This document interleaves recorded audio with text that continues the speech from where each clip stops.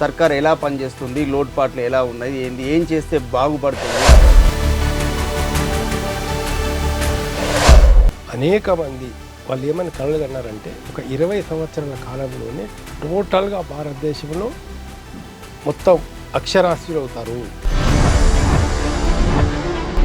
Education ఎట్లా ఉండాలా, ఎవరి కోసం ఉండాలా, ఏ పర్పస్ కోసం ఉండాలా అనేది కూడా చాలా ఇంపార్టెంట్ అన్నట్టు.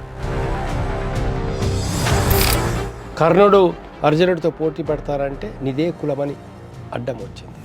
ఈ ఎడ్యుకేషన్ సిస్టమ్ అంటే ప్రభుత్వ స్కూల్స్, కాలేజీలు కానీ ప్రైవేట్ స్కూల్స్ కానీ, అంటే ఎందుకు ఈ ప్రైవేట్ స్కూల్స్ని ప్రోత్సహిస్తున్నారు?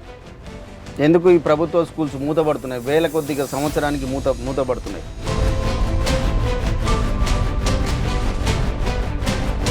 వాళ్ళ ప్రైవేట్ స్కూల్స్ నడవాలంటే, వాళ్ళ ప్రైవేట్ కాలేజీలు ఉండాలంటే, వాళ్ళ ప్రైవేట్ యూనివర్సిటీలు బాగుండాలంటే ఇక్కడ గవర్నమెంట్ ఎడ్యుకేషన్ ఇక్కడ దెబ్బతింటే కదా వీళ్ళు అక్కడికి పోతారు.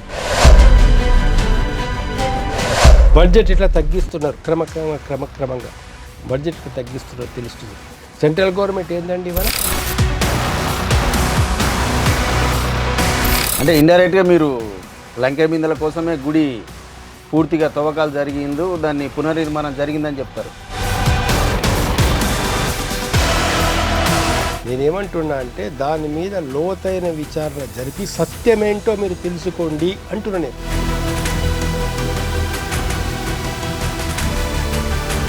నిధులు లేవు, బడ్జెట్ లేదు అనేది ప్రధానంగా నడుస్తున్న చర్చ. దీన్ని బడ్జెట్ పెంచడానికి ఏం చేస్తే బాగుంటుంది? అంతులేని అవినీతి, కని విని ఎరుగనటువంటి అవినీతి, ఎన్నడూ మనం ఊహించనంతటి అవినీతి జరిగింది ఇక్కడ. అవినీతితో పాటు అహంకారంతో పాటు అక్రమాలు. మనం ఒక డెమోక్రటిక్ గవర్నమెంట్ వచ్చిందని చెప్పేసి మనం భావిస్తున్నాం. దీన్ని మనం వీళ్ళు ప్రజాస్వామ్య హక్కుల్ని కాపాడతారని చెప్పేసి మనం అనుకుంటున్నాం.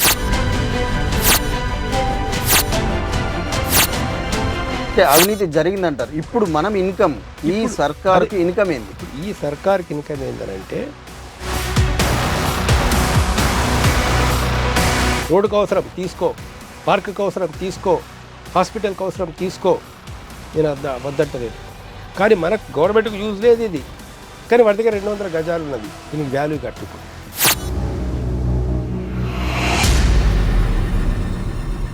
హాయ్, నమస్తే.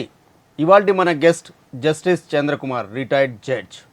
సార్ గురించి ప్రత్యేకించి పరిచయం అక్కర్లేదు, చెప్పాల్సిన అవసరం అంతకంటే లేదు. సో సార్ నమస్తే sir, welcome to our studio. Sir, మీ అమూల్యమైన సలహాలు మన కొత్త సర్కార్కు కానీ, రేవంత్ సర్కార్కు కానీ, మనము కొన్ని ఇప్పుడు సర్కార్ ఎలా పనిచేస్తుంది, లోటుపాట్లు ఎలా ఉన్నాయి, ఏం చేస్తే బాగుపడుతుంది, లోడ్ బడ్జెట్ అని ఈ అసెంబ్లీలో గందరగోళాలు ఇవన్నీ జరుగుతూ ఉన్నాయి. సో ఈ నేపథ్యంలో కొన్ని మీలాంటి వాళ్ళ సలహాలు సర్కార్కు అవసరమని మన V5 న్యూస్ అవసరం అనిపిస్తుంది. కనుక కొన్ని సలహాలు రేవంత్ సర్కార్కు చెప్పదలుచుకున్నాము. సో దాంట్లో కొన్నిసారి మనము ఫస్ట్ ఆఫ్ ఆల్ మనం విద్యా విధానం మీద చూసుకుందాం. విద్యా విధానము ఎలా ఉంటే బాగుంటుంది, దాన్ని ఎలా సవరిస్తే బాగుంటుంది? ఇప్పుడు విద్య అనేటటువంటిది ప్రాథమిక హక్కులో ఒక హక్కుగా రాజ్యాంగంలో మనం ఆర్టికల్ 21A మార్చుకున్నాం అన్నట్టు. రాజ్యాంగ రచన చేసిన సమయంలో బాబాసాహెబ్ అంబేద్కర్ లాంటి వాళ్ళు అనేక మంది వాళ్ళు ఏమని కలగన్నారంటే ఒక 20 సంవత్సరాల కాలంలోనే టోటల్గా భారతదేశంలో మొత్తం అక్షరాస్యులు అవుతారు, నిరక్షరాస్యత ఉండదు అని వాళ్ళు అనుకున్నారు. తర్వాత ఏంటంటే ఇప్పుడు ఎడ్యుకేషన్ అనేది ఎంత ఇంపార్టెంట్ అంటే ఏ దేశం అభివృద్ధి చెందాలన్నా కూడా ఎడ్యుకేషన్ చాలా ఇంపార్టెంట్. ఎడ్యుకేషన్ ఎట్లా ఉండాలా, ఎవరి కోసం ఉండాలా, ఏ పర్పస్ కోసం ఉండాలా అనేది కూడా చాలా ఇంపార్టెంట్ అన్నట్లు.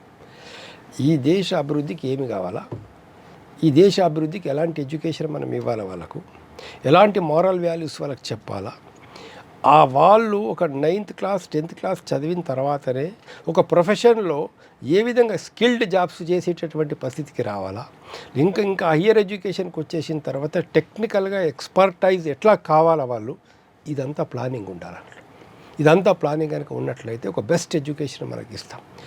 ఈ దేశంలో అనేక కారణాల వల్ల ఈ దేశంలో ఉండేటటువంటి ఒక దళితులు కావచ్చు, ఆదివాసీలు కావచ్చు, లేదా ఇవాళ అయితే మనం బీసీ అంటున్నామో వెనుకబడిన తరగతుల వాళ్ళు కావచ్చు, అనేక కారణాల వల్ల కొన్ని వందల సంవత్సరాలుగా, వేల సంవత్సరాలుగా విద్యకు దూరం చేయబడ్డారు. దానిలో కర్ణుడు అర్జునుడితో పోటీ పడతారంటే నీదే కులమని అడ్డం వచ్చింది. ఏకలవ్యుడు కూడా అర్జునుడితో పోటీ పడతారంటే నువ్వు ఎరకల కులానికి చెందిన వ్యక్తివి ఒక క్షత్రియుడితో ఎట్లా పోటీ పడతారు? Talented, the best talented persons ఎవరైతే భారతదేశం లోపల ఉన్నారో ఆ టాలెంటెడ్ పర్సన్స్ అందరినీ కూడా వర్ణ వ్యవస్థ పేరు మీద అయితే ఉందో క్రమంగా వాళ్ళని పైకి రాకుండా చేయడం అనేది జరిగింది అన్నట్టు.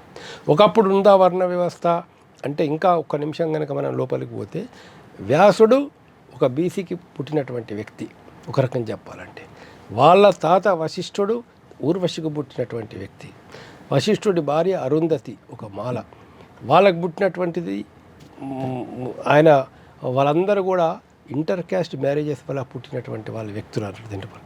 ఆ టైంలో వాల్మీకి స్వయంగా బోయేవాడు. ఆ టైంలో వాస్తవంగా చెప్పాలంటే ఈ వర్ణ వ్యవస్థ ఇంత క్రూరంగా లేదు, వర్ణ వివక్షత లేదన్నట్లు. వర్ణ వివక్షత అంతా కూడా ఎప్పుడు వచ్చేసిందనంటే, ఎప్పుడైతే ఒక వర్గం రాజ్యాధికారంలోకి వచ్చేసిన తర్వాత రాజ్యాధికారం నిలుపుకోవడం కోసం, తమ ఆస్తుల్ని కాపాడుకోవడం కోసము ఈ వర్ణ వ్యవస్థ తర్వాత వచ్చేసింది. అప్పటి నుంచి వాళ్ళు ఏం చేసినారంటే మెజారిటీ ఆఫ్ ద పీపుల్ను ఎడ్యుకేషన్కు దూరం చేసినారు, సైన్యానికి దూరం చేసినారు, ఆస్తికి దూరం చేసినారు. ఒక మనుధర్మ శాస్త్రం తీసుకొచ్చిన తర్వాత ఇది హిందూ ధర్మం అని చెప్తున్నారు. హిందూ ధర్మం అది మనుధర్మం కాదు. హిందూ ధర్మంలో ఆత్మ ఒకటే, జీవాత్మ ఒకటే. జీవాత్మ పరమాత్మ గురించి తెలుసుకోవడం, తపస్సు చేయడం, జ్ఞానం సంపాదించడం, ఆత్మజ్ఞానం పొందడం, అది వేరే. ఒక సన్యాసులుగా ఉండేటటువంటి ఒక జీవితం వేరే. అందులో రామకృష్ణ పరమహంస, షిరిడి సాయిబాబా, లేకపోతే మనకు తిరువన్నమలలో ఉన్నటువంటి రమణ మహర్షి గారు, వీళ్ళు ఆస్తుల కోసము, డబ్బుల కోసము, రాజకీయాల కోసము మతాన్ని అక్కడ ఉపయోగించుకోరు. నిజమైనటువంటి ఆత్మజ్ఞానం కోసం ప్రయత్నం, అది వేరే సబ్జెక్టు. సో నేను ఒకటే పాయింట్ ఏంటంటే, కొన్ని తరాలుగా ఎడ్యుకేషన్కి వీళ్ళు దూరం చేయబడ్డారు. ఓకే, అలాంటప్పుడు ఎడ్యుకేషన్ సిస్టమ్ మనకి ఇప్పుడు ఎట్లా ఉండాలంటే, వీళ్ళందరినీ మనం ఎట్లా ఎంపవర్ చేయాలి అంటే పేదవాళ్ళని ఇప్పుడు డ్రాప్ అవుట్స్ ఎంత ఉన్నారో మీరు లెక్క తీసుకోండి. టోటల్ ఇండియాలో మొత్తం భారతదేశంలో మనం కనుక లెక్కలు తీసుకుంటే 13 లక్షల మంది, 13 కోట్ల మంది పిల్లలు, 13 లక్షల మంది పిల్లలు పైన ఇవాళ ప్రభుత్వ విద్యా సంస్థలో చదువుతారు. 13 కోట్లు. ఓకే, ఇంకొక 12 కోట్ల మంది అవుతుందో ప్రైవేట్ విద్యాసంస్థలు చదువుతారు. ఇంకొక 12 కోట్ల మంది పిల్లలు ఎక్కడ ఉన్నారో లెక్కలేదు సెంట్రల్ గవర్నమెంట్ దగ్గర. అంటే డ్రాప్ అవుట్స్ అంటే ఇప్పుడు ఈ ఎడ్యుకేషన్ సిస్టమ్ అంటే ప్రభుత్వ స్కూల్స్, కాలేజీలు కానీ ప్రైవేట్ స్కూల్స్ కానీ, అంటే ఎందుకు ఈ ప్రైవేట్ స్కూల్స్ని ప్రోత్సహిస్తున్నారు? ఎందుకు ఈ ప్రభుత్వ స్కూల్స్ మూతపడుతున్నాయి? వేల కొద్దిగా సంవత్సరానికి మూతపడుతున్నాయి. ప్రధానమైనటువంటి కారణం ఏంటంటే, పేదవాళ్ళకు విద్య అందించాలనేటటువంటి ఒక దృఢమైనటువంటి దీక్షా సంకల్పం లేకపోవడమే ప్రధానమైన కారణం. ఇంకొక కారణం ఏంటంటే, ప్రభుత్వాన్ని నిర్వహిస్తున్నటువంటి వాళ్ళల్లో మంత్రులు కానీ అనేక మంది కానీ వాళ్ళకు private institutions, private schools, private కాలేజీలు ఉండడం ఒక కారణం. వాళ్ళ ప్రైవేట్ స్కూల్స్ నడవాలంటే, వాళ్ళ ప్రైవేట్ కాలేజీలు ఉండాలంటే, వాళ్ళ ప్రైవేట్ యూనివర్సిటీలు బాగుండాలంటే ఇక్కడ గవర్నమెంట్ ఎడ్యుకేషన్ ఇక్కడ దెబ్బతింటే కదా వీళ్ళు అక్కడికి పోతారు. ఫర్ ఎగ్జాంపుల్ ఉస్మానియా యూనివర్సిటీ ఉంది. ఉస్మానియా యూనివర్సిటీలో 1200 మంది ప్రొఫెసర్స్ ఉండాలి. ఇవాళ 400 కూడా లేరు. అంటే ఎన్ని పోస్టులు ఖాళీ ఉన్నాయి? అంటే ఎందుకు ఫిలప్ చేయటం లేదు? టు బి ఫ్రాంక్ మాట్లాడంటే, మరి మల్లారెడ్డి ఇంజనీరింగ్ కాలేజీలో సీట్లు నిండాలి కదా, లేదా ఇంకో కార్పొరేట్ ప్రైవేట్ యూనివర్సిటీలో ఉండేటటువంటి వాళ్ళ కాలేజీలో సీట్లు నిండాలి కదా. ఒక్క ఉస్మానియానే కాదు అలా ఇవాళ కాకతీయ కావచ్చు, లేకపోతే మనకు పొట్టి శ్రీరాములు కావచ్చు, అగ్రికల్చర్ యూనివర్సిటీ కావచ్చు, టోటల్ మొత్తం తెలంగాణలో ఉన్నటువంటి తెలంగాణ యూనివర్సిటీ కావచ్చు, తెలంగాణలో ఉన్న మొత్తం యూనివర్సిటీలు లెక్క తీయండి, ప్రొఫెసర్స్ లెక్క తీయండి, దానిలో ఎన్ని పోస్టులు ఖాళీనే తెలుస్తుంది. బడ్జెట్ ఇట్లా తగ్గిస్తున్నారు, క్రమక్రమంగా బడ్జెట్ ఇట్లా తగ్గిస్తున్నారు తెలుస్తుంది. సెంట్రల్ గవర్నమెంట్ ఏందండి ఇవాళ 8.2% ఎడ్యుకేషన్. దానికి మిగతా వ్యవస్థలు ఏం చేస్తున్నాయి సార్? ఇప్పుడు పొలిటికల్ విధానంగా మీరు అన్నట్లు ప్రభుత్వంలో ఉన్న ఎమ్మెల్యేలు ఎంపీలు వాళ్ళ విద్యా వ్యవస్థలు ఉన్నాయి కనుక వాటి కోసం వీటి మూతపడేస్తారు. మిగతా వ్యవస్థలు మేధావులు కానీ ఇంకా న్యాయ వ్యవస్థలు కానీ ఇంకా వేరే సెక్షన్స్ అంతా ఇప్పుడు నిర్ణయము ఎవరు ఏమన్నా కూడా నిర్ణయం అనేటటువంటిది భారతదేశం లోపల సెంట్రల్లో అయితే ప్రధానమంత్రి తీసుకుంటారు, రాష్ట్రంలో అయితే ముఖ్యమంత్రి తీసుకుంటాడు. ముఖ్యమంత్రి మాటను కాదని ఏ మంత్రి కూడా ఏ నిర్ణయం తీసుకోలేడు. ముఖ్యమంత్రి మాటను కాదని ఏ ఐఏఎస్ అధికారి కూడా ఈ నిర్ణయం తీసుకోలేడు. వీరు సలహాలు ఇస్తారు, ఆయన సలహాలు తీసుకోవాలా తీసుకోవద్దా అనేది ఆయన నిర్ణయం మీద ఆధారపడి ఉంటుందన్నాడు. అక్కడ కరెక్ట్ పాలసీ కనుక తీసుకుంటే, డెసిషన్ కనుక కరెక్ట్గా ఉంటే మిగతా వాళ్ళందరూ ఫాలో అవుతారు. ఎగ్జిక్యూటివ్ అంటే ఫాలో అయ్యేది. అవును, ఎగ్జిక్యూటివ్ అంటే ఏదైతే ఒక మంత్రివర్గం నిర్ణయం చేస్తుందో ఆ మంత్రివర్గం యొక్క నిర్ణయాన్ని అమలు చేసేటోళ్ళు ఐఏఎస్ ఆఫీసర్స్ కానీ మిగతా స్టాఫ్ కానీ మిగతా కింది వరకు ఉన్నటువంటి ప్రభుత్వ విభాగం కానీ వీళ్ళు నిర్ణయాలు చేసే పరిస్థితుల్లో ఉండరు. ఒక విద్యా వ్యవస్థ మీద మరింత లోతుగా చర్చించాల్సిన అవసరం ఉంది సార్. ప్రముఖంగా ఇప్పుడు లోటు బడ్జెట్ అంటూ ఉన్నారు. ప్రభుత్వంలో లంకె బిందెలు లేవు, ఇదంతా ఖాళీ బిందెలు అనే దాని మీద రాష్ట్రం మొత్తం ఒక్కసారిగా అరే సర్కార్లో బడ్జెట్ లేదు, ఇప్పుడు ఏ విధంగా నడుస్తుంది అనేది ఒక క్వశ్చన్ మార్క్ ఎదురైంది. మీరు లంకె బిందెలు అంటే ఒక్క విషయం మటుకు చెప్తాను నేను. దానిలో చాలా చోట్లల్లా యాదగిరి గుట్టతో సహా కొన్ని చోట్లల్లా లోతైన తవ్వకాలు జరిగినాయి అనేటటువంటిది ఆ మధ్య కాలంలో వార్తలు వచ్చినాయి. వాటి మీద ప్రభుత్వం కొంచెం విచారం చేస్తే మట్టుకు చాలా విషయాలు బయటకు వస్తాయి. సెక్రటేరియట్ కింద కూడా వేరని వార్తలు వచ్చినాయి. అదే సెక్రటేరియట్ కింద కానీ యాదగిరి గుట్ట ఇప్పుడు మూల విరాట్ ఉన్నటువంటి ప్రదేశంలో కానీ ఇంకా కొన్ని చోట్లలో కానీ అందుకనే గుడి కొత్తగా ఎక్స్పాన్షన్ చేసిరంటారా? అంతే. అది దాని మీద విచారణ జరపాలంటున్నా నేనేమంటున్నా అంటే దాని మీద లోతైన విచారణ జరిపి సత్యమేంటో మీరు తెలుసుకోండి అంటున్నా నేను. ఓకే, అంటే ఇండైరెక్ట్గా మీరు లంకె బిందెల కోసమే గుడి పూర్తిగా తవ్వకాలు జరిగిండ్రు, దాన్ని పునర్నిర్మాణం జరిగిందని చెప్తారు. విచారణలో బయటపడుతుంది కదా. మీరు కనుక సిన్సియర్గా విచారం చేస్తే, సెక్రటేరియట్ కూడా అంతేనా, హానెస్ట్గా విచారం చేస్తే, ఒక మంచి నిజాయితీ కలిగినటువంటి అధికారులు నియమిస్తే తెలంగాణ లోటు బడ్జెట్ సగం తీరిపోతుంది. సెక్రటేరియట్ కూడా అంతే అంటారా? నేనేమంటున్నా, ఇప్పుడు నేనేమంటలేను, మీరు విచారణ చేయండి అంటున్నా, సత్యం ఏంటో మీరు తెలుసుకోండి అంటున్నా. నేను చెప్పింది అనుమానం అవుతుంది. ఇప్పుడు నేను ఏది చెప్పినా కూడా, ఇప్పుడు నేను చెప్పినా ఎవరు చెప్పినా కూడా ఓన్లీ మేబీ. అంటే దీనికి విచారణ కమిటీ ఏమంటారా? అంటే విచారణ కోసం కమిటీకి ఆదేశించమంటారా? అవసరం లేదు, పోలీస్ డిపార్ట్మెంట్ చేయొచ్చు, వేరే సెపరేట్ ఏజెన్సీస్ ఏం అవసరం లేదు. ఓకే, సెపరేట్ దానికోసం ప్రత్యేకమైనటువంటి ఏజెన్సీస్ అవసరం లేదు. దాని లోపల మీరు ఈ విధంగా తవ్వకాలు జరిగిన దానిలో అనుమానం ఉంది అనేటటువంటి విధంగా ఎఫ్ఐఆర్లు తీసుకొని దాని మీద ఇన్వెస్టిగేషన్ చేస్తే తెలుస్తుంది. సరే, ఈ లంకె బిందెలు ఈ ఖాళీ బిందెలు పక్కన పెట్టేసేస్తే దీన్ని నడపడానికి నిధులు లేవు, బడ్జెట్ లేదు అనేది ప్రధానంగా నడుస్తున్న చర్చ. దీన్ని బడ్జెట్ పెంచడానికి ఏం చేస్తే బాగుంటుంది? ఏ విధానాలు అమలు అయితే గవర్నమెంట్కు ఇన్కమ్ అనేది వస్తుంది? ఒకటి మట్టుకు వాస్తవం ఏంటంటే గత 8-9 సంవత్సరాల్లో అంతులేని అవినీతి జరిగింది బీఆర్ఎస్ పాలనలో. అంతులేని అవినీతి, కని విని ఎరగనటువంటి అవినీతి, ఎన్నడూ మనం ఊహించనంతటి అవినీతి జరిగింది ఇక్కడ. అవినీతితో పాటు అహంకారంతో పాటు అక్రమాలు, వాటికి తెలంగాణ ప్రజలు తగినటువంటి తీర్పు చెప్పారు, మంచి తీర్పు చెప్పారు తెలంగాణ ప్రజలు. ఇటు బీజేపీ వాళ్ళ యొక్క మాయమాటలకు కానీ, అటు బీఆర్ఎస్ వాళ్ళ యొక్క బెదిరింపులకు కానీ దేనికి లొంగకుండా ఒక మంచి తీర్పు చెప్పారు. మనం ఒక డెమోక్రటిక్ గవర్నమెంట్ వచ్చిందని చెప్పేసి మనం భావిస్తున్నాం. దీనిపైన వీళ్ళు ప్రజాస్వామ్య హక్కుల్ని కాపాడతారని చెప్పేసి మనం అనుకుంటున్నాం. దానిపైన అయితే ప్రధానంగా ఏంటంటే ఆర్థికపరమైనటువంటి ఇబ్బందులు అనేది ఉన్నారు. ఆర్థికపరమైన ఇబ్బందులు అంటే 2 విషయాలండి. దానిలో కొండ ఉంది, పైనుంచి నీళ్లు పోస్తున్నాం, కింద చిల్లి ఉంది. చిల్లి ఉన్నప్పుడు ఏ నీళ్ళు ఆగవు. కాబట్టి ఫస్ట్ ఆ చిల్లిని ఏదో పూడ్చే ప్రయత్నం చేయాలి. ఎక్కడ ప్రధానంగా అవినీతి జరుగుతున్నది, ఎక్కడి నుంచి ఫ్లో అవుతున్నది డబ్బు అంతా కూడా, ఎటు వెళ్ళిపోతున్నది డబ్బు అంతా కూడా, బడ్జెట్ అంతా ఇటు వేస్ట్ అవుతున్నది, ఎక్కడ వేస్ట్ అవుతున్నది ప్రధానంగా డబ్బు. ఆ వేస్ట్ కాకుండా నువ్వు ఫస్ట్ అక్కడ ఆపు. ఫస్ట్ సూచన. అంటే ఎక్కడ వేస్ట్ అవుతుంది? ఒక్క దగ్గరని కాదు, ఒక్క కాంట్రాక్ట్లని కాదు. అంటే మేజర్గా కొన్ని చెప్పొచ్చు కదా మనం. ఇప్పుడు ఇంటర్మీడియట్ పేపర్స్, ఎగ్జామినేషన్స్ పేపర్స్ అవుతుందో మార్క్స్ షీట్స్, మార్క్స్ అన్నీ అవార్డు చేయడం ఒక ప్రైవేట్ ఏజెన్సీకి ఇచ్చారు. ఎంతకి ఇచ్చావు? ఎన్ని కోట్లకి ఇచ్చావు?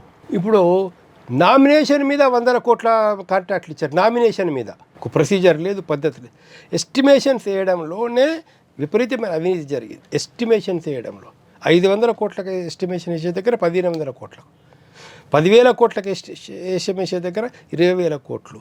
కాళేశ్వరం ప్రాజెక్టులో కనీసం ఎంత తక్కువ అన్నా కూడా 50,000 కోట్లు, 60,000 కోట్ల ఎస్టిమేషన్స్ ఎక్కువ ఉన్నాయి. ఎస్టిమేషన్స్ అంటే దాని సెక్రటరియట్ బిల్డింగ్ టోటల్ ఎంత, ఎస్టిమేషన్ ఎంత, కాంట్రాక్ట్లకి ఇచ్చింది ఎంత, యాక్చువల్గా రియల్గా కన్స్ట్రక్షన్ చేస్తే ఎంత అవుతుంది? ఎంత అవుతుంది అంటారు మీరు కాళేశ్వరం దానికి? ఇప్పుడు వీళ్ళు ఏదైతే ప్రభుత్వం అయితే ఖర్చు పెట్టిందో అందులో సగం డబ్బుతో చేయొచ్చండి.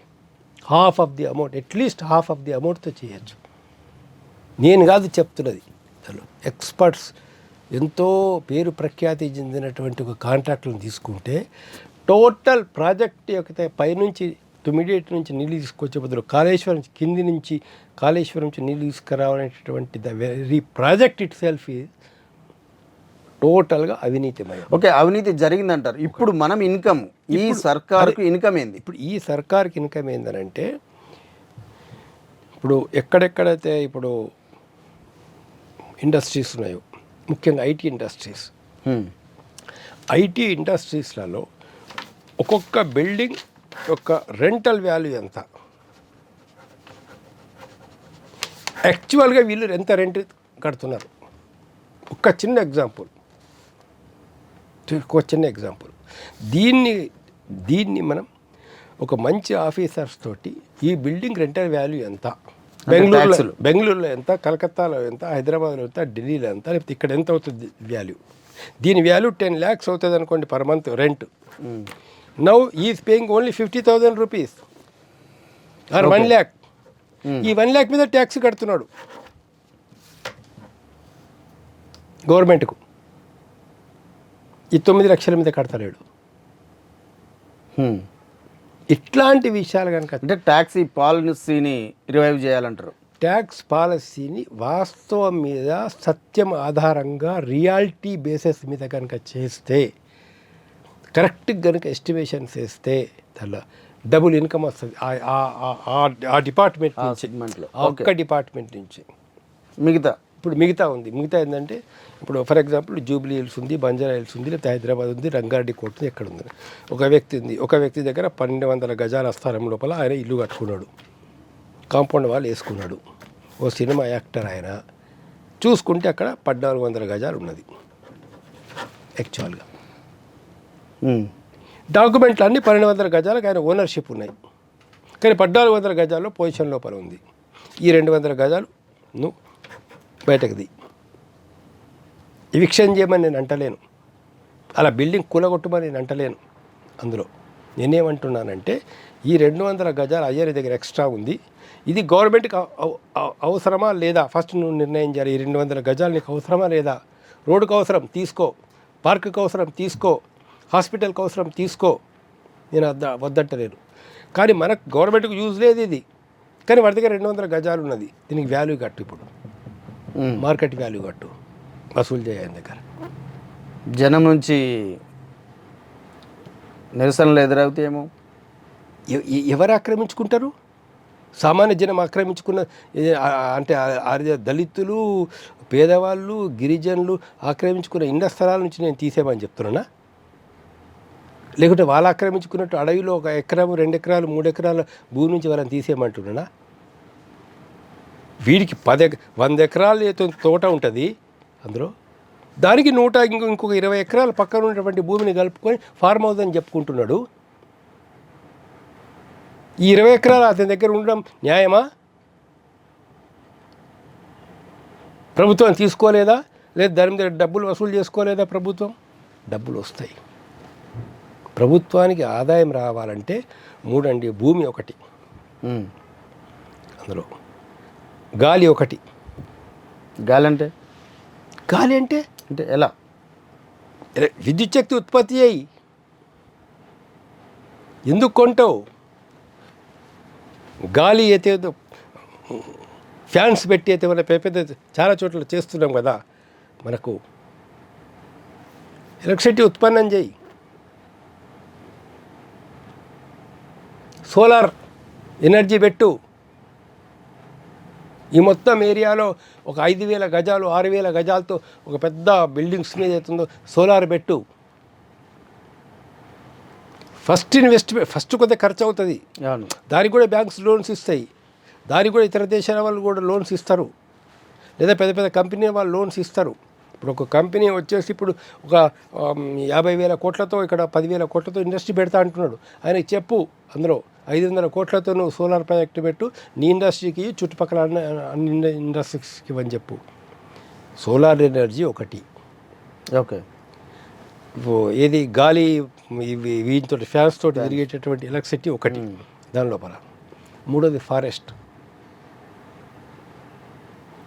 సంపద, ఫారెస్ట్ ఉండే ఖనిజాలు. అసలు వింటే కానీ చెప్పుకోదా అంటే అటవీ సంపద నుంచి ఎట్లా ఇన్కమ్ సోర్స్? అటవీ సంపద ఎట్లా సార్? అటవీ సంపద ఏమి జరుగుతున్నది అనేది ఫస్ట్ మీరు తెలుసుకోండి. ఫస్ట్ ఏమి జరుగుతున్నదో తెలుసుకోండి.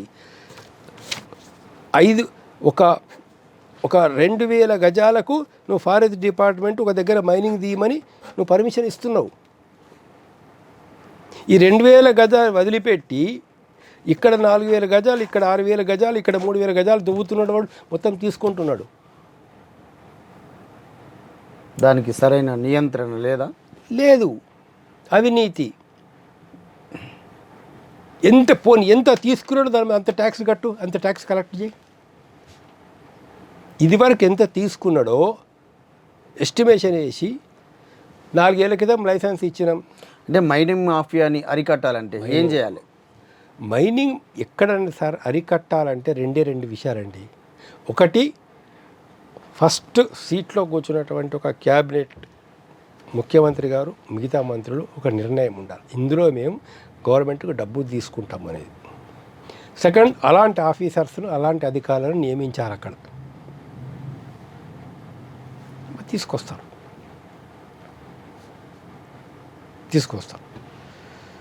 మనకు ఒక్క మైనింగ్ అనే కాదు, ఇప్పుడు నీకు ఫారెస్ట్లో ఉండే టీక్ లేదా ఫారెస్ట్లో ఉండే శాండల్వుడ్, ఫారెస్ట్లో ఉండేటటువంటి కాస్ట్లీ ఏదైతే వస్తువులు వస్తున్నాయో వీటిలలో నీకు రియల్గా గవర్నమెంట్ ఏ దేశాలకు కరెక్ట్గా తీసుకొని కరెక్ట్గా ఎంత పంపిస్తే మనకు ఎంత రెవెన్యూ వస్తుంది. ఒక్క శాండల్వుడ్ తీసుకొని పంపించినాం అనుకోండి, ఫర్ ఎగ్జాంపుల్, ఎంత వస్తుంది నీకు ఇన్కమ్?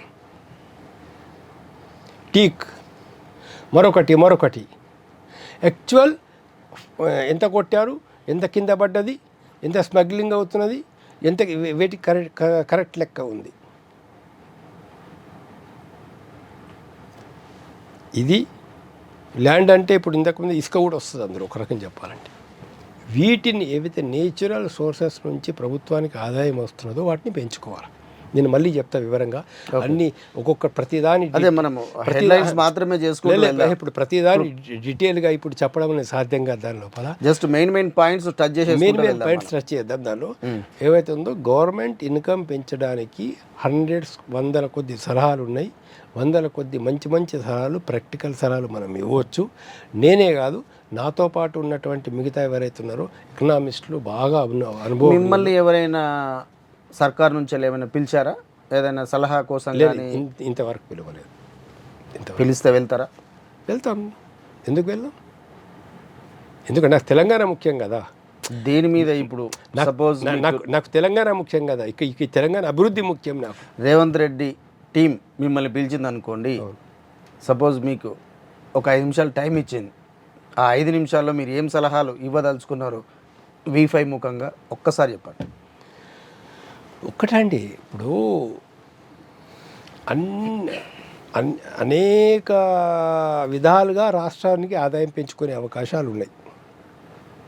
భూమి ద్వారా, అదేవిధంగా ఏతుందో మనకు వాటర్ ద్వారా, అంటే నదుల ద్వారా, ఫారెస్ట్ ద్వారా మనం ఇన్కమ్ పెంచుకోవడానికి అవకాశాలు ఉన్నాయి. అవన్నీ మేము వివరంగా చెప్తాం అందులో. రెండవది ఏదైతే ఉందో, ఎక్కడెక్కడైతే ఒక చిల్లిబడి మనం డబ్బులు వేస్ట్ అయిపోతున్నదో వాటిని మనం మరి కట్టుకోవాలి. మూడవది, అనవసరంగా అంటే వేరే వాళ్ళ స్వాధీనంలో ఉన్నటువంటి ఒక అక్రమంగా ల్యాండ్ గ్రాబింగ్ అయినటువంటి భూములు ఏవైతే ఉన్నాయో ఆ ల్యాండ్ గ్రాబింగ్ భూములకు సరైనటువంటి ఒక వాల్యూ కట్టి ల్యాండ్ గ్రాబింగ్ కోర్టును మళ్ళీ రివైవ్ తీసుకొచ్చేసి చేసినట్లయితే చాలా ఆదాయం వస్తుంది. వీటిలో డీటెయిల్స్ మైన్యూట్ డీటెయిల్స్ మేము గవర్నమెంట్కి తర్వాత చెప్తాం. ఓకే. అంటే ఇప్పుడు పథకాలు కూడా ఇబ్బడి ముబ్బడిగా ప్రకటించింది సార్.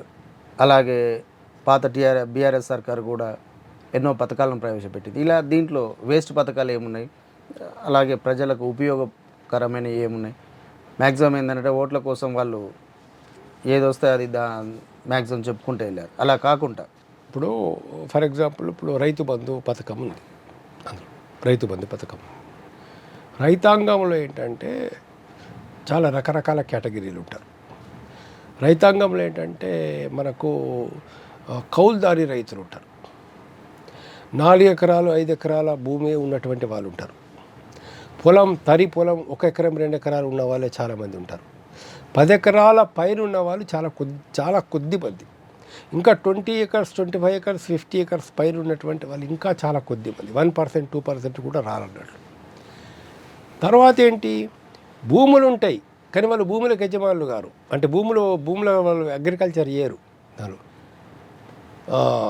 అగ్రికల్చర్ ల్యాండ్ అని చూపిస్తారు కానీ అక్కడ వేరే బిల్డింగ్లు కానీ వేరే కన్స్ట్రక్షన్ రియల్ ఎస్టేట్ కానీ రకరకాల జరుగుతూ ఉంటుంది. అదొక పద్ధతి ఉంటుంది అందులో. ఇంకోటి, వాళ్ళకు భూములు ఉంటాయి కానీ వ్యవసాయం చేయరు కొందరు. గుట్టలు చెట్లు రకరకాలు ఉంటాయి. సో ఇందులో మొన్న గవర్నమెంట్ రేవంత్ రెడ్డి గారు ఒక మంచి నిర్ణయం తీసుకున్నారు. వ్యవసాయం కాని భూములకు మేము రైతు బంధు ఇవ్వమని చెప్పారు. ఎక్కడైతే వ్యవసాయం చేస్తలేరో ఆ భూములకు మేము రైతు బంధు ఇవ్వము అని రేవంత్ రెడ్డి గారు చెప్పారు. అది కరెక్ట్ డెసిషన్, అది best decision, we appreciate it. అదే సమయంలో మా సూచన ఏంటంటే ఒక లిమిట్ పెట్టండి. ఒక 5 ఎకర్సా 10 ఎకర్సా ఒక లిమిట్ పెట్టండి. దాన్ని ఏది పెడితే బాగుంటుంది? 10 ఎకర్స్ పెట్టండి, పర్వాలేదు. ఎందుకంటే 10 ఎకర్స్ రైతులు కూడా ఇవాళ పెద్ద ఏదో సంపాదించుకొని ధనిక రైతుల లిస్టులోకి కిందికి. హైదరాబాద్ చుట్టుపక్కల 10 ఎకర్స్ అంటే 100 కోట్లు ఉన్నట్టు. భూమి వాల్యూ ఉండిండొచ్చు సార్, భూమి వాల్యూ ఉండిండొచ్చు బ్రదర్, కానీ ఆ భూమిలో నుంచి ఇన్కమ్ ఏమున్నది? వాడికి ఒక్క 100 గజాలు అమ్ముకుంటూ వస్తుంది. అమ్ముతే వస్తుంది, అమ్ముకోవడం కాదు కదా సమస్య. ఇప్పుడు అమ్ముకుంటే వ్యవసాయం అంతా కూడా, వ్యవసాయ రంగం అంతా కూడా ఇవాళ కేంద్ర ప్రభుత్వం అనుసరిస్తున్న పాలసీల వల్ల కానీ, లేకపోతే ఇవాళ రైతులకు గిట్టుబాటు ధర ఇవ్వకపోవడం వల్ల కానీ, వ్యవసాయ రంగంలో శాస్త్రీయమైన విధానాలు లేకపోవడం కానీ, రైతులు పంటలు అమ్ముకునే దశ లోపల రైతుకు ఎలాంటి రక్షణ లేకపోవడం వల్ల కానీ, మార్కెట్ వ్యవస్థలో వ్యాపారస్తుల దోపిడీకి, దళారుల దోపిడీకి, విచ్చలవిడిగా వాళ్ళు దోపిడీ చేయడానికి ఇవాళ మనకు అవకాశం ఇస్తున్నారు. అంటే మీరు అన్నట్లు ఆదిలాబాద్లో 10 ఎకరాలు ఉంటే ఒక వాల్యూ, రంగారెడ్డి జిల్లాలో ఉంటే ఒక వాల్యూ, దీనికి ఎట్లా పొందర కుదురుతుంది? వాల్యూ టర్మ్ రంగారెడ్డి జిల్లాలో 10 ఎకరాలు ఉన్నోనికి రైతు బంధు ఇచ్చేస్తే 100 కోట్లు ఉన్నోడికి. నేను వాల్యూ టర్మ్లో దానికి పంట ఏమొస్తున్నది అనేటటువంటిది, అంటే ఇన్కమ్ ఏమొస్తున్నది అనేది ఒక రకంగా. అమ్మితే వచ్చేది వేరే. అలాంటప్పుడు మా అభిప్రాయం ఏంటంటే పేద రైతు కాదా అనేది. ఇప్పుడు హైదరాబాద్ లాంటి చోట కానీ, రంగారెడ్డి లాంటి చోట కానీ 5 ఎకర్స్ పెట్టండి, మిగతా చోట 10 ఎకర్స్ పెట్టండి. అందులో దాని యొక్క అక్కడ ఉండేటువంటి ఒక పొటెన్షియాలిటీని బట్టి, మార్కెట్ వాల్యూని బట్టి, రేట్ని బట్టి అట్లా పెట్టండి. కానీ 10 ఎకర్స్ కనుక మనం రైతు బంధుని ఇవ్వడం మొదలు పెడితే ఈ ప్రభుత్వం, ఆ స్కీమ్లో చాలా డబ్బులు మిగులుతాయి ప్రభుత్వానికి. ఆ స్కీమ్లో చాలా డబ్బులు మిగులుతాయి. అదేవిధంగా చాలా స్కీమ్స్ ఉంటాయి. ఎక్కడెక్కడైతే మనం అనవసరమైనటువంటి స్కీమ్స్ పెట్టి అనవసరంగా అయితే డబ్బులు పెడుతున్నామో వాటిని కూడా ఒక సరైనటువంటి పద్ధతి లోపల మనం మార్చుకోవడానికి అవకాశం ఉంటుంది. Right sir. అలాగే ముఖ్యమైనది వైద్య రంగం కూడా, వైద్య విధానం చాలా ఇంపార్టెంట్. పాలసీని కూడా, కొత్త పాలసీ తీసుకురావాల్సిన అవసరం ఎంతైనా ఉంది. ఎందుకంటే ఎలాంటి వైద్య విధానం కొత్త సర్కార్ తీసుకొని వస్తే బాగుంటుంది? ఒకటండి, వైద్య విధానం లోపల పేద ప్రజలకు కానీ మధ్యతరగతి ప్రజలకు కానీ కింది వారికి కానీ వైద్యం అందడం చాలా ముఖ్యం, చాలా ఇంపార్టెంట్. గ్రామీణ ప్రాంతాల్లో ఉన్న వాళ్ళకు ఒక 5-10 కిలోమీటర్స్ దూరం లోపలనే వాళ్ళ మండల కేంద్రం లోపల కానీ మరో చోట కానీ ఒక సూపర్ స్పెషాలిటీ హాస్పిటల్ అనేటటువంటిది అందుబాటు లోపల కనుక ఉంటే చాలామంది ప్రాణాలు కాపాడడానికి అవకాశం ఉంటుంది. అట్లీస్ట్ ఒక 20 కిలోమీటర్స్ రేంజ్ లోపల ఉంటున్నాయి సార్. అన్నీ ప్రైవేట్ కార్పొరేట్ ఆసుపత్రులే ఉంటున్నాయి కదా, ఆడికి పోతే లక్షలు వసూలు చేస్తారు.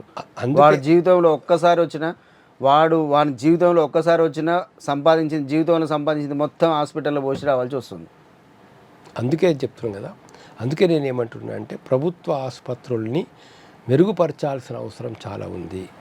తగినంత మంది డాక్టర్స్ ఉంచాలా, తగినన్ని మెడిసిన్స్ ఉంచాలా, స్కానింగ్ మిషన్స్ ఉంచాలా, టెస్టింగ్ యొక్క లెబొరేటరీస్ ఉంచాలా. ఇవాళ అనేక ఒక్క లెక్క ఏమండి ప్రభుత్వాన్ని మొత్తం గవర్నమెంట్ హాస్పిటల్స్ ఎన్ని స్కానింగ్ మిషన్స్ ఉన్నాయి, ఎన్ని పని చేస్తున్నాయి అడగండి. ఒక మాట ఎన్ని అండర్ రిపేర్ అని పక్కన పెట్టి ఉంచినాయి అడగండి, అందులో తెలుస్తుంది ప్రభుత్వానికి. ఎందుకు పక్కన పెట్టారు? మీరన్నట్టు ఇంతకుముందు చెప్పారు కదా, విద్యా విధానంలో ఎలా ఉందో వైద్య విధానంలో కూడా అలాగే ఉంది. దాన్ని మనం అరికట్టాలనే పరిస్థితి నిర్ణయం కనుక ఉంటే, ఇప్పుడు గాంధీలో స్కానింగ్ మిషన్స్ పడుకుంటున్నాయి, లేకపోతే ఇప్పుడు మనకు ఉస్మానియాలో స్కానింగ్ మిషన్స్ పడుకుంటాయి. హైదరాబాద్ సిటీలో ఇంకా వేరే దాన్ని పక్కన పెట్టండి, ఆదిలాబాద్ లాంటి చోట, మిగతా చోట్లలో, ఆదిలాబాద్ లాంటి చోట్లల్లో గవర్నమెంట్ హాస్పిటల్ లెబొరేటరీలో మినిమం టెస్టులు చేసేటటువంటి ఒక ఎక్విప్మెంట్స్ లేవు, లేకపోతే ఆ లెబొరేటరీలో పనిచేసేటటువంటి ఒక టెక్నికల్ పర్సన్స్ లేరు చాలా చోట్ల. ఈ డిఫెక్ట్స్ను ప్రభుత్వం సవరించి ప్రతి పేదవాడికి ఉచిత వైద్యం అనేటటువంటిది రీజనబుల్గా తొందరగా మనకు అందేటట్లు ఫస్ట్ ఏర్పాటు చేయాల్సిన అవసరం ఉంది. వాళ్ళ ప్రాణాలు కాపాడుకోవాలా, తగిన అంబులెన్సులు ఉంచాలా, తగినంత ఆపరేషన్ తొందరగా జరిగేటటువంటి అవకాశాలు వాళ్ళకి కల్పించాలి. ఒక్కసారి కనుక ప్రభుత్వము ఈ ప్రభుత్వ ఆసుపత్రుల్ని ప్రజలకు అట్లీస్ట్ ఒక మండల కేంద్రాల లోపల కూడా ఒక సూపర్ స్పెషాలిటీ హాస్పిటల్గా తీర్చిదిద్దాలనేటువంటి నిర్ణయం కనుక తీసుకొని క్రమంగా పెంచుతూ పోతే అప్పుడు క్రమంగా ఈ కార్పొరేట్ హాస్పిటల్ యొక్క ఎక్స్ప్లాయిటేషన్ అనేది తగ్గుతూ వస్తుంది.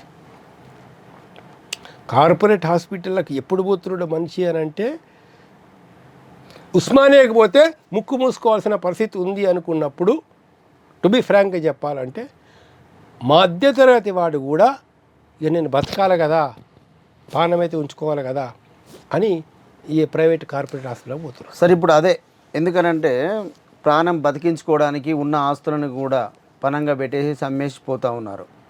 సో ప్రైవేట్ ఆసుపత్రులు ఉన్న రోజులు ప్రభుత్వ ఆసుపత్రులు బాగుపడాయి.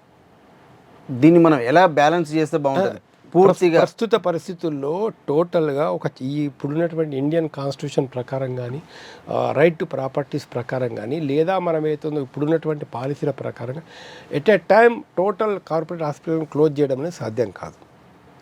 రూల్స్ దానికి సెపరేట్ చట్టం చేయాలా, సెపరేట్ అదంతా ఉంటుంది. అది చాలా లెంతీ ప్రాసెస్ అది. ఇప్పుడు ప్రస్తుతానికి మేము చెప్తున్న సలహా ఏంటంటే ఈ ప్రభుత్వానికి ప్రతి చోట ఉన్నటువంటి మీ గవర్నమెంట్ హాస్పిటల్ని స్ట్రెంథెన్ చేయండి. స్ట్రెంథెన్ చేయరు, ఈ ఉన్న రోజులు అవి స్ట్రెంథెన్ చేయరు. అంటే ఇప్పుడు సపోజ్ మీరు ముఖ్యమంత్రి అనుకోండి, మీకు ఆ నిర్ణయం ఉన్నదనుకోండి, చెప్తున్న విషయం ఏంటంటే where there is will there is way. ఈ ప్రభుత్వం తలుచుకుంటే, చెయ్యాలి అనుకుంటే, అందరికీ ఉచిత వైద్యం అందించాలి అనుకుంటే, వైద్య సౌకర్యాలు మెరుగుపరచాలి అనుకుంటే, ఆ గట్టి నిర్ణయం కనుక రేవంత్ రెడ్డి గారు తీసుకుంటే ఎవరు ఎట్లా అడ్డం వస్తారు? క్రమంగా చేసుకుంటూ పోదాం, తొందర ఏం లేదు.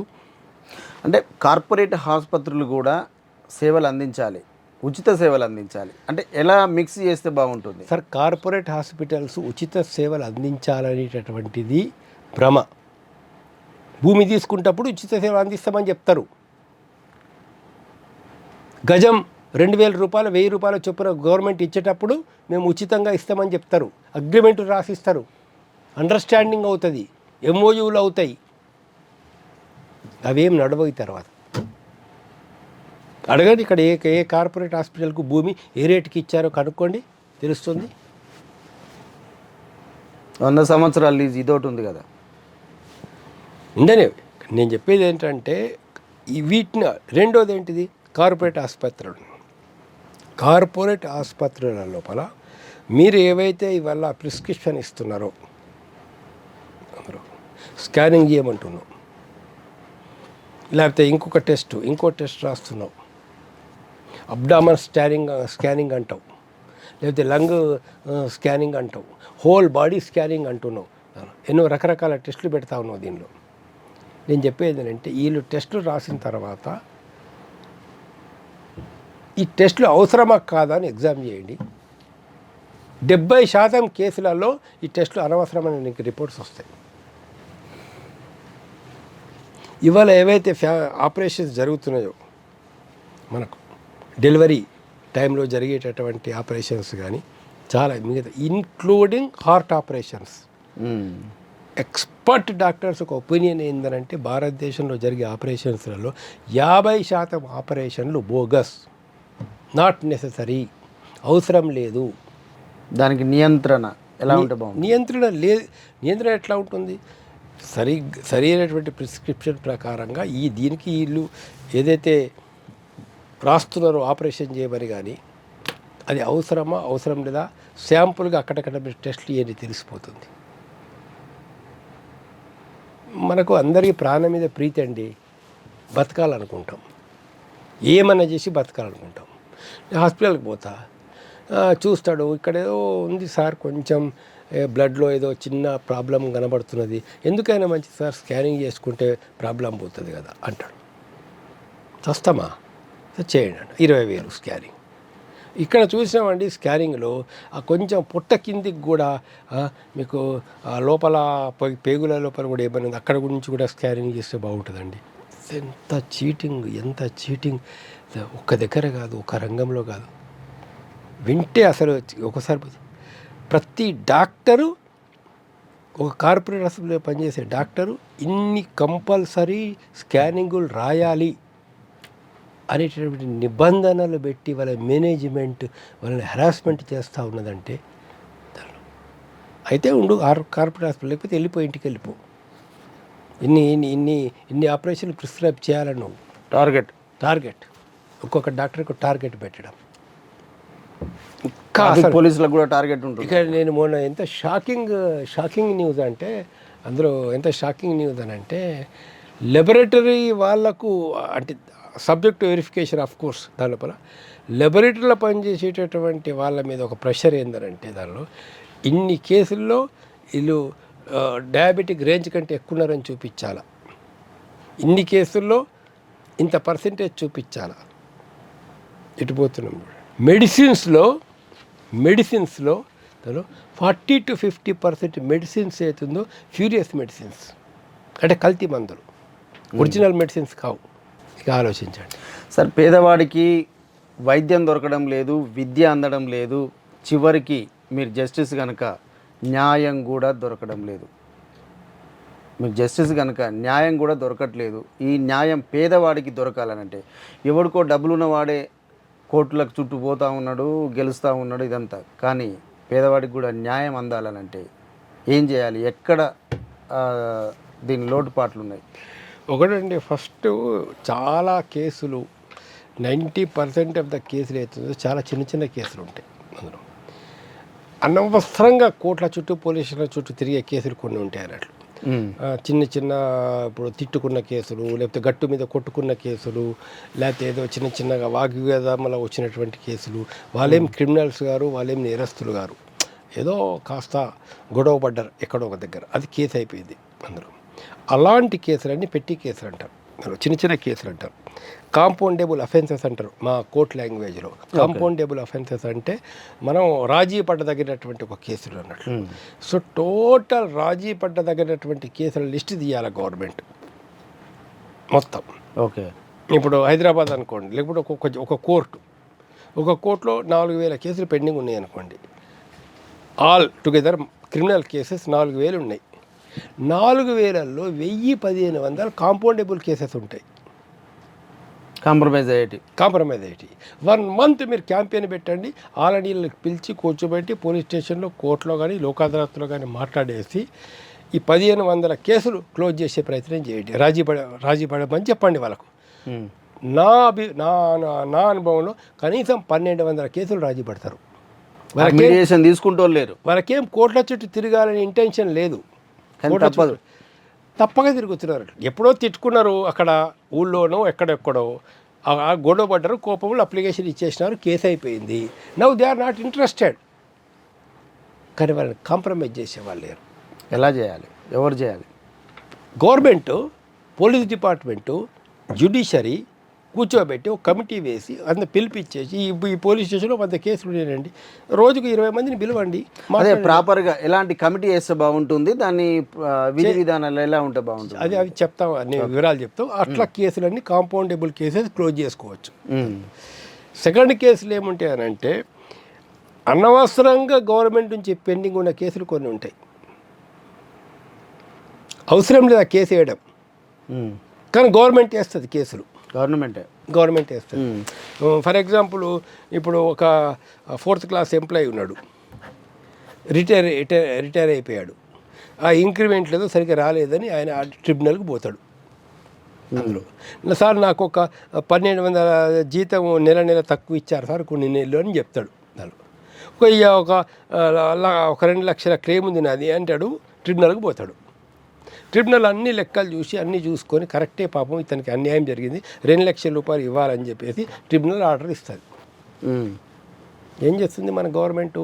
ఇప్పుడు గతంలో గవర్నమెంటు అప్పీల్, హైకోర్టు అప్పీల్ ఇచ్చేది. ఎంత ఖర్చు పెడుతున్నావు గవర్నమెంట్? మళ్ళీ 2 లక్షలు మళ్ళీ పెడతారు. అక్కడ నుంచి మన రిట్ అప్పీల్ తర్వాత సుప్రీంకోర్టుకి ఐఏఎస్ ఆఫీసర్ ఫైళ్ళు కట్టుకొని ఫ్లైట్లో పోవాలా, ఫ్లైట్లో రావాలా, అక్కడ ఏ హోటల్లో ఉండాలా. వాళ్ళకి దీని మీద బతుకుదేరు ఇన్కమ్ వచ్చేస్తుంది. ఇన్కమ్ వస్తుంది రాదు కానీ గవర్నమెంట్ ఖర్చు అయితే అవుతుంది. అంటే గవర్నమెంట్ సొమ్ముతోని వాడు రాజభోగాలు అనుభవిస్తాడు కదా, ఢిల్లీ పోతాడు, ఫ్లైట్కి పోతాడు, హోటల్ రూములు, తిండి, గవర్నమెంట్ ఖర్చు అవుతుంది. సో ఒక 2 లక్షల రూపాయలు ఒక 4th క్లాస్ ఎంప్లాయీస్కి ఇచ్చే బదులు ఇవ్వాలని ఒక ట్రిబ్యునల్ కేసు వస్తే దాని మీద 25 లక్షలు 40 లక్షల రూపాయలు గవర్నమెంట్ ఖర్చు పెడుతున్నది లిటిగేషన్ మీద. ఇది మరి ఇలా ఇప్పుడు ప్రభుత్వం తరఫున ఉన్నటువంటి మొత్తం హైకోర్టులో ఉన్న కేసులలో, సుప్రీంకోర్టులో ఉన్న కేసుల లోపల 60% ఇలాంటి కేసులే సార్. ముఖ్యంగా నా ఒపీనియన్ వ్యక్తిగతంగా, మీలాంటి సీనియర్లు, మీలాంటి అనుభవజ్ఞులు న్యాయం మీద ఇలాంటిది పూర్తిగా సర్కారుకు సలహాలు ఇవ్వాల్సిన అవసరం ఉంది. ఇప్పుడు చెప్పిన దాంట్లో ముఖ్యంగా ఇలాంటిది, ఒక పేదవాడు 2 లక్షలు ఇస్తే పోయేదానికి గవర్నమెంట్ 20 లక్షలు ఖర్చు చేస్తుంది. ఇది మరింత దారుణం. సో దీని మీద మరింత విశ్లేషణంగా మనము ఒక నివేదికలాగా మీరు సర్కార్కి ఇస్తే బాగుంటుంది అనేది నా అభిప్రాయం. తప్పని సార్. ఇదివరకే ఆల్రెడీ ఒక తయారు చేసాం, పంపించాము. మళ్ళీ ఒకసారి కూడా ఒక రిప్రజెంటేషన్ ఇస్తాం, ఇబ్బంది ఏం లేదు. ఎందుకంటే ఇది సామాన్యులకు తెలిసే అంశం కాదు. అందుకోసమనే ఇప్పుడు ఆందోళనలు, ఇప్పుడు సామాన్యులకు తెలిసిందంటే ఆందోళనలు, ధర్నాలు ఇవన్నీ ఉంటాయి. బట్ ఇది ఇంటర్నల్గా జరిగే అంశం కదా. సో ఎవరికి తెలియదు. మీలాంటి మేధావులు మాత్రమే చెప్పగలరు. తర్వాత ఇంకొకటి కూడా ఏంటంటే, ఏవైతే ఇప్పుడు ప్రభుత్వానికి ఈ ప్రైవేట్ వ్యక్తులకు మధ్య ఉన్నటువంటి ప్రాపర్టీ డిస్ప్యూట్స్ కూడా ఎక్కడ ఏవైతే ఉన్నాయి కదా, ప్రాపర్టీ డిస్ప్యూట్స్ విషయంలో కూడా ఒక ఇండిపెండెంట్ కమిషన్ వేసి ఇందులో ప్రభుత్వం గెలిచే అవకాశం ఉందా లేదా చూసి, లేదా రీజనబుల్గా అయితే ఉందో మనం ఆ ల్యాండ్ వాళ్ళకి ఇచ్చేసేయచ్చు, డిస్ప్యూట్ ఏమి లేదు, ఇబ్బంది ఏమి లేదు అనుకున్న పరిస్థితుల లోపల ఇవాళ మార్కెట్ వాల్యూకు హాఫ్ రేట్ మార్కెట్ వాల్యూకు ఎంతకు వాళ్ళకి ఇచ్చేస్తే సరిపోతుంది. ఇప్పుడు ఇంతకుముందు ల్యాండ్ గ్రాబింగ్ కోర్టులో నేను ప్రాక్టీస్ చేసిన అడ్వకేట్గా. ఎప్పుడు 1988, 89, 1991 ఆ టైంలో నేను ల్యాండ్ గ్రాబింగ్ కోర్టులో ప్రాక్టీస్ చేసిన. అప్పుడు ఎవరి మీద ల్యాండ్ గ్రాబింగ్ కేసు వేశారంటే, ఎవరెవరైతే గుడిసెలు వేసుకున్నటువంటి పేదవాళ్ళందరి మీద ల్యాండ్ గ్రాబింగ్ కేసులు వేశారు. విశాఖపట్నంలో వేలాది మంది మీద, హైదరాబాద్లో వేలాది మంది మీద, విజయవాడలో వేలాది మంది మీద కేసులు వేశారు. గరీబుల మీద కొన్ని కేసులు వాళ్ళ మీద, వేరే వాళ్ళ మీద కూడా వేశారు, చాలా తక్కువ అవి వేసినటువంటి. ఇవన్నిట్లలో మేము ఆర్గ్యుమెంట్ చెప్పి 30 ఏళ్ళ నుంచి వాళ్ళు పొజిషన్లో ఉన్నారు. ప్రభుత్వం అక్కడ స్కూల్ కట్టింది, ప్రభుత్వం అక్కడ కరెంట్ ఇచ్చింది, ప్రభుత్వం అక్కడ నల్లా ఇచ్చింది, ఇవాళ వాళ్ళని ల్యాండ్ గ్రాబర్స్ అంటున్నారు. ఓటర్ లిస్టులో పేరు వచ్చినాయి. అవును. సో ఇవన్నీ ఆర్గ్యుమెంట్ మేము చెప్పిన తర్వాత అప్పుడు జస్టిస్ గంగాధరరావు గారు చాలా మంచి వ్యక్తి ఉండే ఆయన ఏం చేశాడంటే ఎవరైతే పేదవాళ్ళు 50 గజాలకు లోపల ఉన్నారో 100 గజాల లోపల ఉన్నారో వాళ్ళకి ఫ్రీగా ఇచ్చేసేయండి. అబో 100 గజాలు కనుక ఉంటే దానిలో ఇంత మార్కెట్ వాల్యూ పెట్టి 1/4 మార్కెట్ వాల్యూ పెట్టి ఇవ్వండి. 150 150 గజాల కంటే ఎక్కువ ఎవరికైతే ఉందో హాఫ్ మార్కెట్ వాల్యూ రేట్ ఇవ్వండి. 200 గజాల కంటే ఎక్కువ ఎవరికైతే ఉన్నదో వాళ్ళకు మార్కెట్ వాల్యూ పెట్టి ఇచ్చేసేయండి. ఓకే.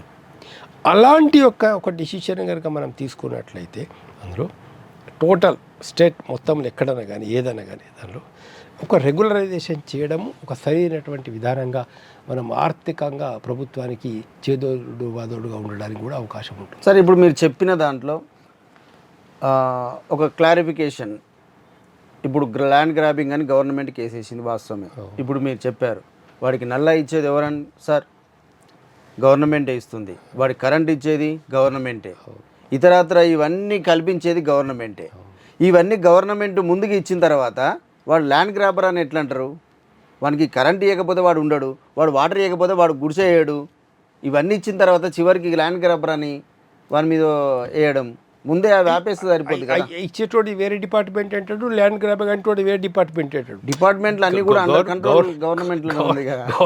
గవర్నమెంట్ ఎట్లుందనంటే కార్పొరేట్ హాస్పిటల్కి పోతే ముక్కు డాక్టర్ వేరే, చెవు డాక్టర్ వేరే, కన్ను డాక్టర్ వేరే, గుండె డాక్టర్ వేరే, చర్మం డాక్టర్ వేరే అన్నట్లు ఇక్కడ వేస్తుందో జిహెచ్ఎంసీ వేరే, రెవెన్యూ వేరే, హెల్త్ వేరే, మెడికల్ వేరే. వీడు చేసేది వాడికి తెలియదు, వాడు చేసేది వాడికి తెలియదు.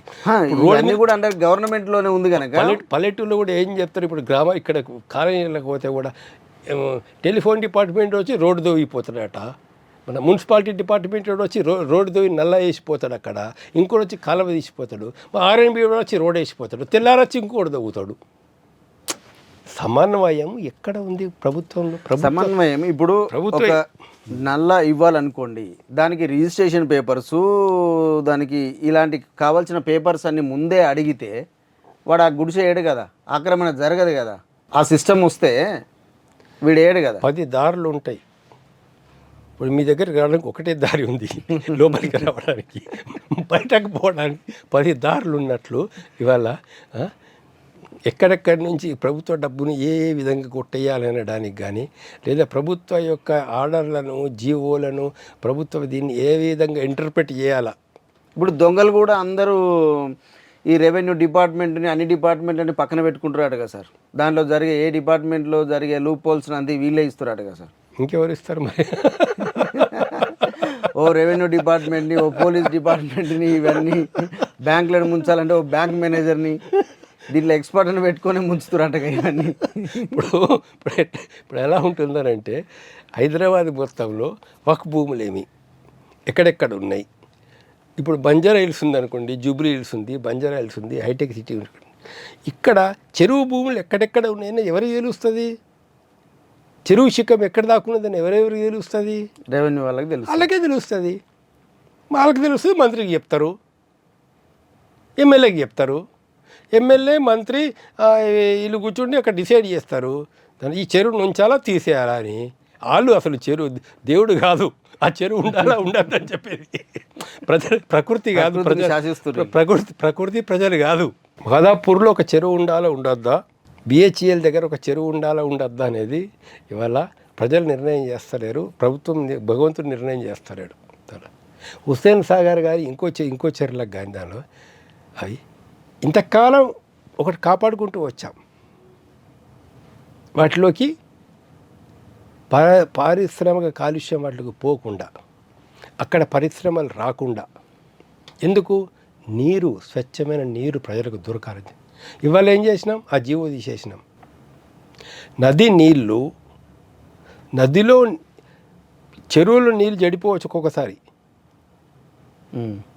చెరువులో నీళ్ళు చెడిపోవచ్చు దానిలో, కానీ నదులలో నీళ్ళు చెడిపోవు, ఫ్లోయింగ్ ఉంటుంది కాబట్టి ఫ్లోయింగ్ ఉండే నదుల నీళ్లను భారతదేశం లోపల 70% కలుషితం చేస్తున్నారనంటే ఇవాళ మూసీ నది యొక్క ఏముంది పరిస్థితి?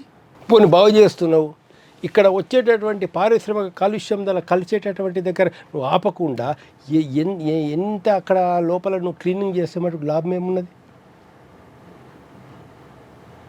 చెడు రక్తం ఎక్కడికి వెళ్ళి వస్తున్నది మనిషి శరీరంలోకి, పాయిజన్ ఎక్కడికి వెళ్ళి వస్తున్నది.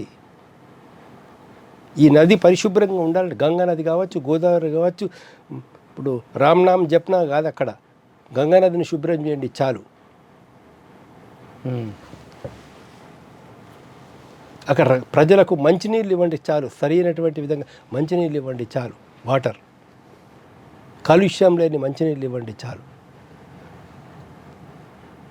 కల్తీ లేని ఒక నూనె ఇవ్వండి చాలు. అత్యంత పేద కుటుంబాలకు వెళ్ళి వచ్చిన వాళ్ళు కనీసం ఓ 10వ క్లాసు 12వ క్లాసు చదువుకోవడానికి అవకాశం కల్పించండి చాలు. గర్భిణీ స్త్రీలు మెడిసిన్స్ దొరకకుండా దారిలో చచ్చిపోకుండా ఉండడం చాలు. ఇవాళ వలసలో కరోనా వచ్చినప్పుడు వందలాది మంది వేలాది మంది వలస కార్మికులు నడుచుకుంటూ 100 కిలోమీటర్లు 1000 కిలోమీటర్లు పోయినారు. ఎంతమంది దారిలో చచ్చిపోయినారు. ఒక్క బస్సు పెట్టాడా మోడీ? ఒక్క రైలు పెట్టారా సెంట్రల్ గవర్నమెంటు?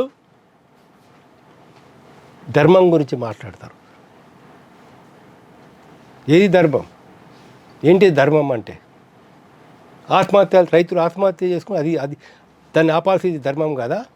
రైతుల ఆత్మహత్యలు వివిధ రాష్ట్రాల్లో, ఢిల్లీ, పంజాబ్ లాంటి రాష్ట్రాల్లో, మన రాష్ట్రాలతో సహా చాలా వరకు జరుగుతున్నాయి గత సంవత్సరాలుగా కూడా. దీనిపైన మీరు ఏమంటారు? ఎలా స్పందిస్తారు? దానికి రైతు చట్టాలు ఏ విధంగా ఉంటే బాగుంటుంది? రైతుల గురించి వాస్తవ దృక్పథంతో ఆల్రెడీ మీరు ఒక కమిషన్ అప్పుడు ఏర్పాటు చేసిండ్రు. మీరు రైతులు చనిపోయిన దగ్గర మీరు వెళ్ళి ఆర్థిక సహాయం కూడా చేస్తున్నట్టు చాలా వరకు చేస్తున్నారు. అంటే మీరు ఎంతవరకు చేయగలుగుతారు? ఇప్పుడు అలా ఎంతమందికి రైతులకు చేయగలుగుతారు? సరే, మీకు తోచిన రైతులకు మీ చేతనైన సహాయం చేస్తూ ఉన్నారు వెళ్ళి ఆర్థిక సహాయం. ఇలా మీరు ఎంతమందికి చేయగలరు? మేము రైతులకు ఒక్కొక్క ఆత్మహత్య చేసుకున్న కుటుంబానికి డోనర్స్ యొక్క సాయం చేతి, కొంతమంది సహృదయం ఉన్నటువంటి వాళ్ళ సాయం చేత 10,000 రూపాయలు ఇస్తున్నమాట వాస్తవమే.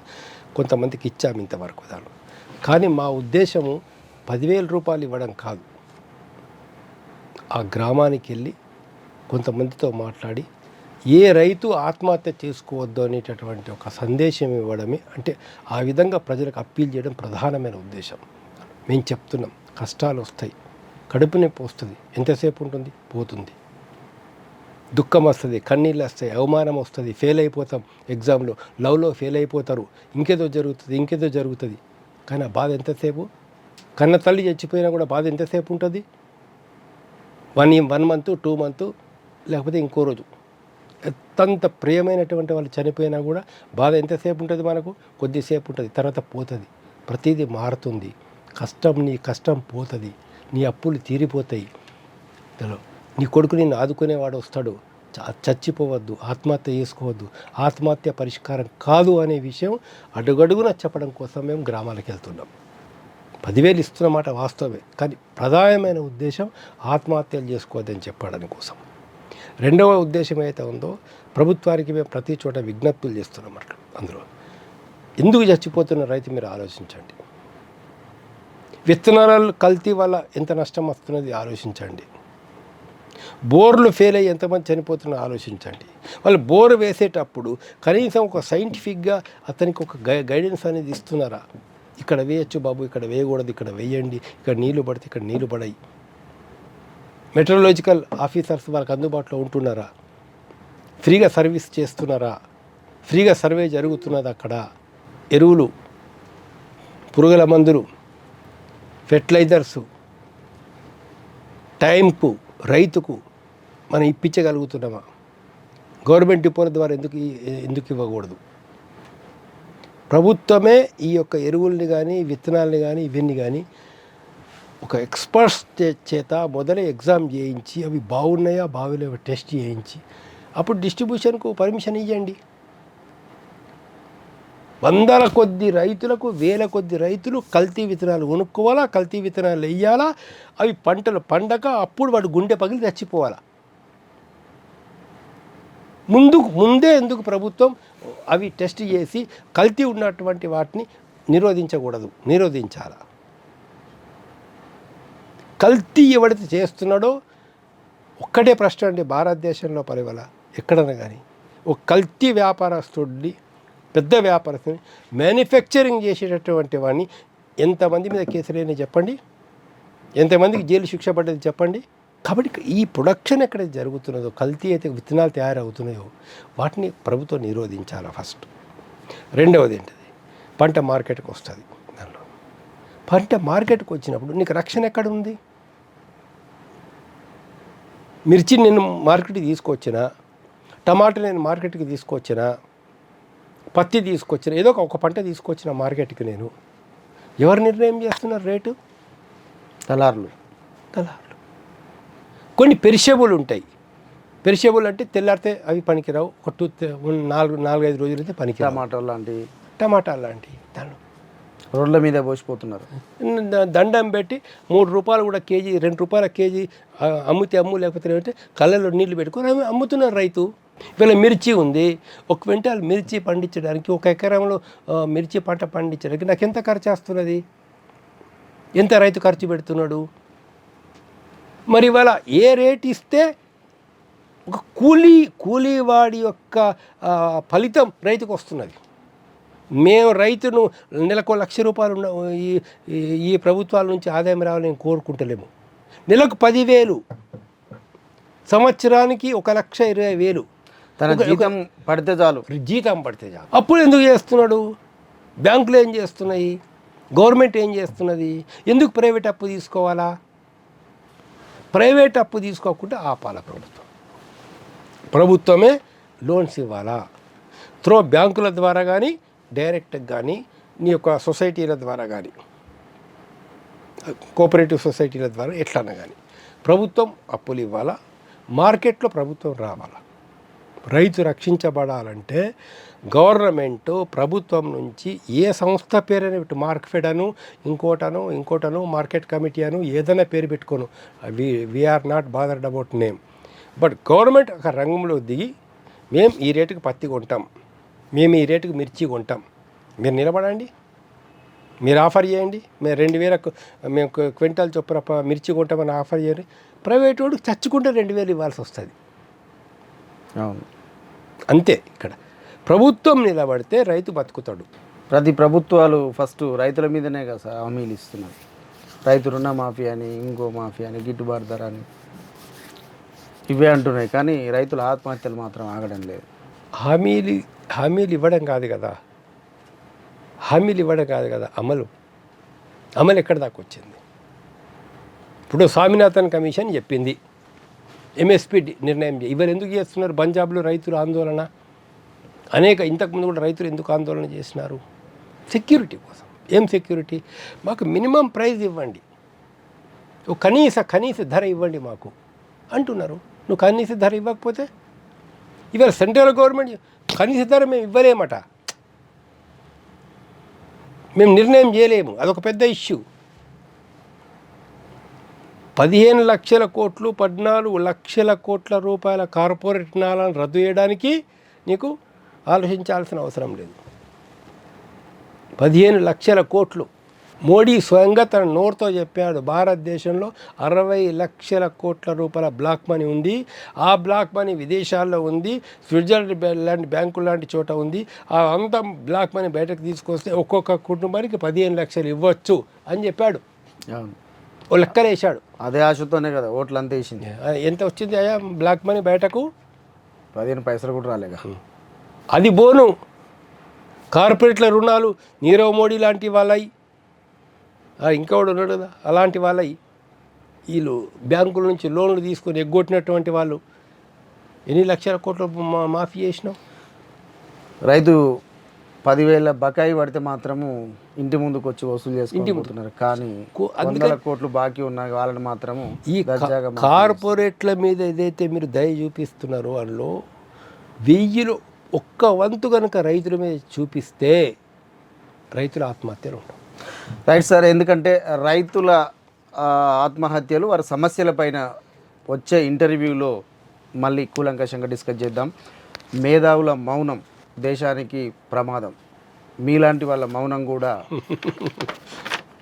రాష్ట్రాలకు, దేశాలకు ప్రమాదమే. ఎందుకనంటే మీ ఎక్స్పీరియన్సు, మీ అనుభవాలు, మీకున్న దీన్ని ప్రభుత్వాలకు కానీ వివిధ కమిషన్లకు కానీ తప్పకుండా చెప్పాలి, చెప్పి విప్పాలి. ఇది సర్కార్ల దృష్టికి తీసుకెళ్లాలనేది V5 న్యూస్ కోరుకుంటుంది. నమస్తే సార్, థ్యాంక్ యూ. సర్కార్ ఎలా పనిచేస్తుంది, లోటుపాట్లు ఎలా ఉన్నాయి, ఏం చేస్తే బాగుపడుతుంది? అనేక మంది వాళ్ళు ఏమని కలలు కన్నారంటే ఒక 20 సంవత్సరాల కాలంలోనే టోటల్గా భారతదేశంలో మొత్తం అక్షరాస్యులు అవుతారు. ఎడ్యుకేషన్ ఎట్లా ఉండాలా, ఎవరి కోసం ఉండాలా, ఏ పర్పస్ కోసం ఉండాలా అనేది కూడా చాలా ఇంపార్టెంట్ అన్నట్టు. కర్ణుడు అర్జునుడితో పోటీ పెడతారంటే నిదే కులమని అడ్డం వచ్చింది. ఈ ఎడ్యుకేషన్ సిస్టమ్ అంటే ప్రభుత్వ స్కూల్స్, కాలేజీలు కానీ ప్రైవేట్ స్కూల్స్ కానీ, అంటే ఎందుకు ఈ ప్రైవేట్ స్కూల్స్ని ప్రోత్సహిస్తున్నారు? ఎందుకు ఈ ప్రభుత్వ స్కూల్స్ మూతపడుతున్నాయి? వేల కొద్దిగా సంవత్సరానికి మూతపడుతున్నాయి.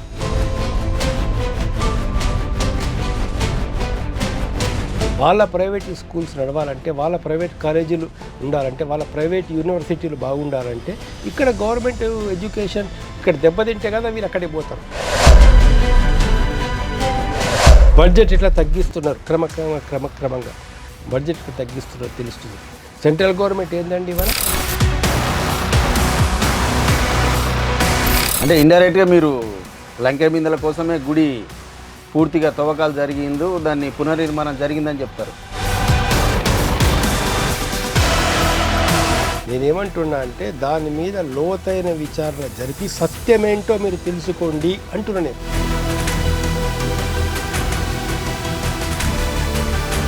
నిధులు లేవు, బడ్జెట్ లేదు అనేది ప్రధానంగా నడుస్తున్న చర్చ.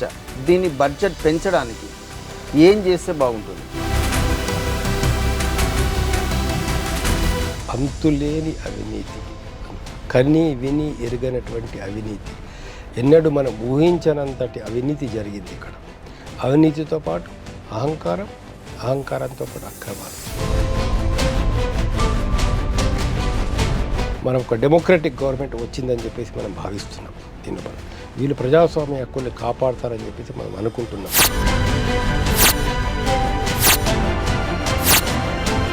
అవినీతి జరిగిందంటారు. ఇప్పుడు మనం ఇన్కమ్, ఈ సర్కారుకి ఇన్కమ్ ఏంది?